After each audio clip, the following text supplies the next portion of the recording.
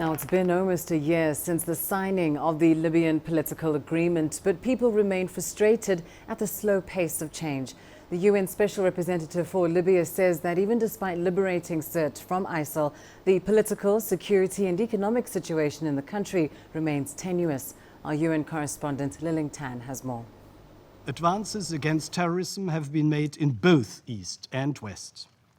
The Islamic State has shrunk from the entirety of Sirte to now just a few buildings.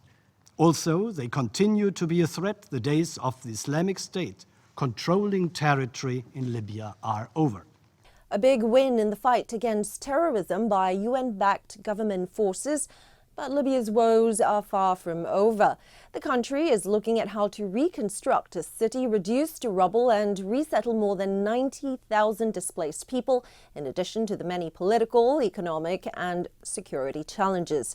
Tripoli this month saw the first clashes between militants since 2014, and despite a UN arms embargo, weapons continue to flow into the country.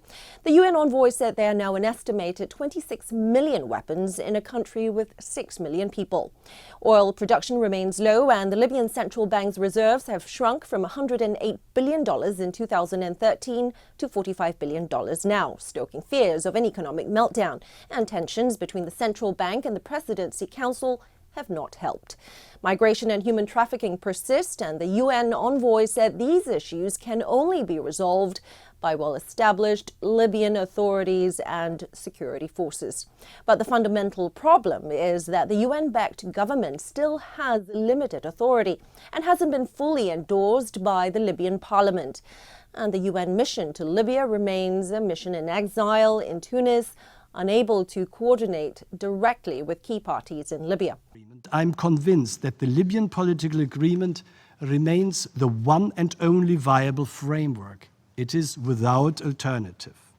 Until today, even the most vociferous critics of the agreement acknowledge that it is the only workable framework. And for the peace process to work, he stressed the need for unity in Libya and unified support from international and regional players, including the Arab League, the African Union and the European Union.